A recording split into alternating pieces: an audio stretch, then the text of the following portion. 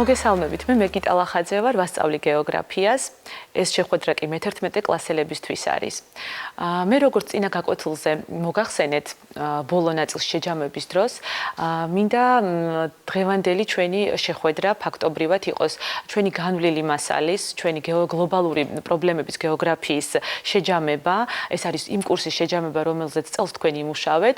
პირველ ნაწილში თქვენს პედაგოგებთან ერთად, რა თქმა უნდა, ახალს თქვენ მასწავლებელთან და ჩვენს ტელესკოლასთან ერთად და ტელესკოლის ფარგლებში სწორედ ეს იქნება ჩვენი ბოლო შეხვედრა და დღეს ალბათ სწორი იქნება და კარგი იქნება თქვენთვის, რომ თქვენ შეძლოთ თქვენი თვითშეფასება და ასევე გაანალიზება ყველა განვლილი საკითხის და მე რამდენიმე მნიშვნელოვან საკითხს კიდევ ერთხელ შევახები, შევაჯამებ და ბოლოს აუცილებლად იქნება შემაჯამებელი კითხვები, რომელიც კიდევ ერთხელ ვიმეორებ, დაგეხმარება თვითშეფასებაში, თუმცა აქ უფრო აქცენტი ფაქტობრივ ცოდნაზეა ჩვენი ეთერიდან გამომდინარე, მაგრამ ასევე იქნება სამი კითხვა, რომელიც უფრო მეტ ფიქრს მოითხოვს, ვიდრე მხოლოდ ფაქტობრივი ცოდნის დაფიქსირებას და აი ამ 15 კითხვით, რომელიც შემაჯამებელი კითხვის ფორმატში იქნება დასმული, თქვენ შეეცადეთ და გაანალიზეთ წლევანდელი განვლილი საკითხები და განვლილი პროგრამა. მოდით ახლა ძალიან ლოგიკური იქნება თუ დავიწყებთ აუცილებლად გლობალიზაციით. რა არის გლობალიზაცია?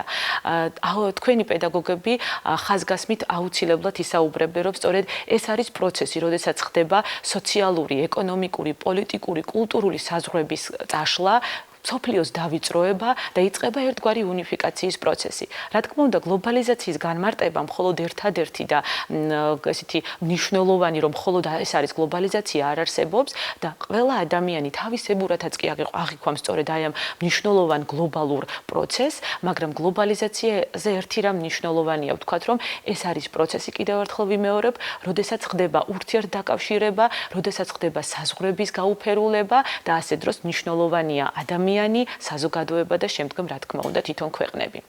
გლობალიზაციის მიმართულებები სხვადასხვა თავისთავად, თუმცა აქვე მნიშვნელოვანია ასევე განვიხილოთ სხვადასხვა სპეციალისტები და ექსპერტები როგორ უყურებენ გლობალიზაციას. საერთოდ განსხვავებული მოსაზრება აქვს ისტორიკოსებს, განსხვავებული მოსაზრება აქვს კულტუროლოგებს, ეკონომისტებს თავისთავად, ხომ?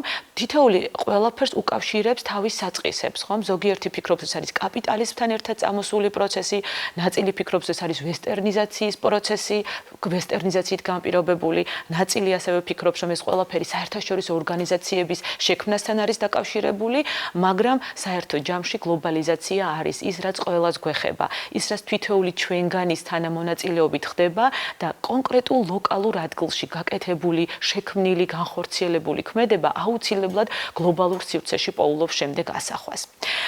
როდესაც ვსაუბრობთ გლობალიზაციაზე, ასევე მნიშვნელოვანია გამოვყოთ მისი მიმართულებები. გლობალიზაცია მიდის სოციალური მიმართულებით, ესე იგი სოციალური გლობალიზაცია თავისთავად, პოლიტიკური გლობალიზაცია და ეკონომიკური გლობალიზაცია.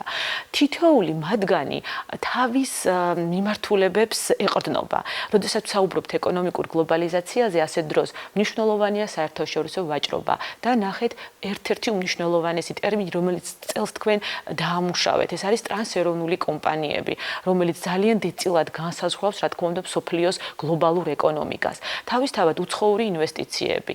მნიშვნელოვანია პოლიტიკური მიმართულებით გლობალიზაცია, ეს არის საელჩოები, ეს არის საერთაშორისო დეკლარაციები და ხელშეკრულებები, საერთაშორისო ორგანიზაციების წევრობა, ამ მიმართულებით ხდება, რა თქმა უნდა, ქვეყნების შესწავლა და თავისთავად სოციალური გლობალიზაცია, რა მიმართულებით შეიძლება გავაანალიზოთ, ეს არის საერთაშორისო სატელეფონო, ინტერნეტ კავშირები, წიგნები, ფილმები, მათ შორის ის გზავნილები, რაც ადამიანებს შორის ერთი ქვეყნიდან მეორე ქვეყანაში იგზავნება, თავისთავად გადაადგილების პროცესი, რომელიც ძალიან გაიზარდა და მსოფლიოში დღეს სხვადასხვა ტიპის ფორმით გადაადგილება უმნიშვნელოვანეს სატრანსპორტო სახეებს წარმოადგენს და ასევე მონაწილეა ამ გლობალური მიმართულების და ეძლევა ადამიანებს საშუალება, რომ ერთი სივრციდან მეორე სივრცეში გადაინაცვლონ ძალიან სწრაფად და მოკლედ. მედია საშუალებები, რომლის დახმარებითაც თქვენ გიკავშირდებით, უყურებთ ტელესკოლას მათ შორის, ის ეთერი, რომელიც ძალიან სწრაფად პირდაპირ ფორმით ხდება და მოდის თქვენამდე, ეს ყველაფერი სწორედ გლობალიზაციის ნაწილია და ამის გარეშე გლობალურობა თავისთავად ვერ იქნებოდა.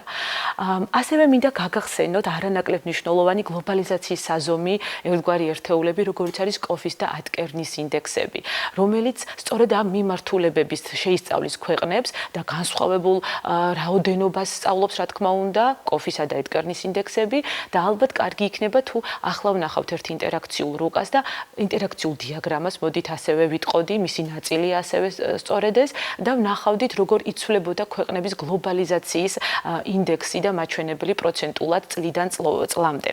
მოდით შევხედოთ ჩვენ ახლა სწორედ აი ამ ინტერაქციულ რუკას და მის ქვემოთ არსებულ დიაგრამას და აქ ჩვენ ამ წუთისთვის ჩვენ ვხედავთ 2017 წლის მონაცემებს კოფის ინდექსის მიხედვით, რომელიც აი ამ სამ მნიშვნელოვან მიმართულებას ეყრდნობა, სამი მიმართულებით გლობალიზაცია და სწორედ იმ ჩაშლილ მიმართულებებს, რომელზეც მე ვისაუბრე. და თუ შევხედავთ უფრო მეტად მაღალი გლობალურობის მაჩვენებელით, რა თქმა უნდა, გამოირჩევა ისევ და ისევ ჩრდილოეთ ევროპის ქვეყნები, დასავლეთ ევროპის ქვეყნები, ამერიკის შეერთებული შტატები, კანადა, ავსტრალია, ბელგია და ეს ცენტრალური ევროპის ქვეყნები, რომელიც ასევე მაღალი გლობალურობის ინდექსს გვიჩვენებენ. საქართველოს, რომელიც დაახლოებით, აი ნახეთ მივიტანე, მე ახლა შევეცდები კურსორს რომ მივიტანო და დაინახოთ კიდეც თუ რამდენად პატარაა და ძნელია, რა თქმა უნდა, მისი მონიშნა. და ხედავთ კიდევაც რომ 75.79 მიასედია მისი გლობალურობის ინდექსის საზომი პროცენტული მაჩვენებელი და ხედავთ კიდევ ქვემოთ მოცემულ დიაგრამას, სადაც ასევე კარგად ჩანს წლების მიხედვით თუ როგორ იცვლებოდა გლობალიზაციის მაჩვენებელი ქვეყნებიდან გამომდინარე და ქვეყნების მიხედვით. აი ნახეთ, შეგვიძლიათ 1970 წლიდან გავყვეთ და როგორ ეტაპობრივად შეიცვალა მსოფლიოს გლობალიზაცია და გლობალურობის მაჩვენებელი.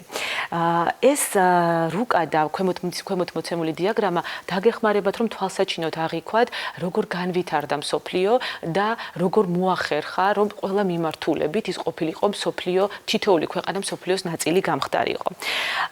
ასევე მნიშვნელოვანია ერთი საინტერესო სცენარის განხილვას. ეს სცენარი გახლავთ გლოსალიზაცია, იგივე გლოკალიზაცია.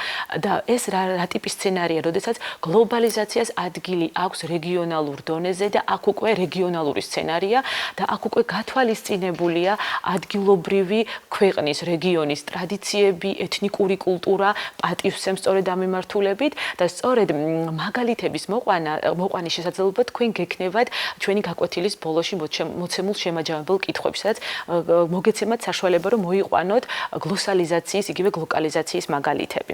ასევე მნიშვნელოვანია, როდესაც გლობალიზაციაზე ვსაუბრობთ, გავიხსენოთ რა არის გლობალური პრობლემები. პრობლემები, რომელიც კიდევ ერთხელ ვიმეორებ, საყოველთაოა, ყველა ადამიანს ეხება, ყველასთვის მნიშვნელოვანია და სწორედ გლობალური პრობლემების გახსენებისათვის ძალიან კარგი იქნება თუ შევხედავთ მოცემულ ცხრილს და ეს ცხრილი დაგეხმარებათ რა მიმართულებებით გადანაწილდა მსოფლიოს გლობალური პრობლემები. აქ ხედავთ თქვენ პოლიტიკურ, ეკონომიკურ, სოციალურ, ეკოლოგიურ მიმართულებით გლობალურ პრობლემებს, რომელიც თავისთავად ჩაშლილია თავისი მიმართულებების მიხედვით, პოლიტიკურში ვხედავთ ომი და მშვიდობა და განიარაღება, ტერორიზმი, კონფლიქტები, ეკონომიკურში ჩამორჩენილობა და ცხოვრების დონე, სოციალურში დემოგრაფიული ჯანმრთელობა, განათლება, კულტურა და რა თქმა უნდა ბოლო მიმართულება, რომელზეც ჩვენი ტელეგაკვეთილებით ფარგლებში ვისაუბრეთ და შევქმნით მთელი ციკლი აი ამ ეკოლოგიური პრობლემების გეოგრაფიის, თავისთავად მნიშვნელოვან როლს ასრულებს მსოფლიოს გლობალურ პრობლემებში. მე ასევე მდგრადი განვითარებას გავუსვი ხაზი, რადგან სწორედ მდგრადი განვითარებით და მდგრადი განვითარების მიზნებით კიდევ ერთხელ მინდა შეგახსენოთ, რომ არის შესაძლებელი ამ გლობალური პრობლემების აღმოფხვრა ეტაპობრივად მოგვარება. რა თქმა უნდა, ყველა პრობლემას თავისი ხარისხით და თავისი დოზით ხდება წარმოჩენა ყველა პრობლემის, ყველას თავისი მნიშვნელობა გააჩნია და ერთ საკითხს შეგახსენებთ ასევე, როგორც არის урბანიზაცია და урბანიზაციის პრობლემები, რომელიც განსაკუთრებით სოფლიო მოსახლეობის მზარდ ტენდენციასთან არის დაკავშირებული, ასევე სოფლიო მოსახლეობაში, ქვეყნებში მიგრაციებთან არის დაკავშირებული, განსაკუთრებით სოფლიდან დიდი ქალაქებისკენ და ყველაზე კარგად ისეთი ტიპის урბანიზაციის მიმართულება, როგორიც არის ფსევდოურბანიზაცია, განვითარებად ქვეყნების დიდ ქალაქებში სწორედ კარგად ჩანს და ასეთი მუმბაი, სადაც ცენტრალური ძალიან კეთილმოწყობილ უბნების შემდეგ გვაქვს ასევე სრულიად ღარიბული სახელდახელოდ შექმნილი დასახლებები, რომელიც სერიოზულ ქალაქური ტიპის პრობლემებს უქმნის ქვეყანას. და საერთოდ ძალიან ბევრ ქვეყანაში, სადაც განვითარების დონე და შესაბამისად უფრო მაღალია იმ ადამიანთა რიცხვი, რომელსაც დაბალი შემოსავლები აქვს და მუდმივად ეძიებს სამუშაო ადგილს, ასეთი ტიპის დასახლებები ქვეყნისთვის ერთობ მნიშვნელოვანი პრობლემაა. ახლა იმისათვის, რომ თქვენ, როგორც მე გაკვეთილის თავში ვახსენე, შეაჯამოთ გლობალური პრობლემების გეოგრაფიის კურსი და მნიშვნელოვანი საკითხები, ეკრანზე გამოვა შემაჯამებელი კითხვები, მოგეცემათ დრო, რომ თქვენ ამ შემაჯამებელ კითხვებს დამოუკიდებლად უპასუხოთ და შემდეგ ასევე გამოვა პასუხები და სწორედ ეს პასუხები დაგეხმარებათ თვით შეფასება გააკეთოთ საკუთარი ცოდნის.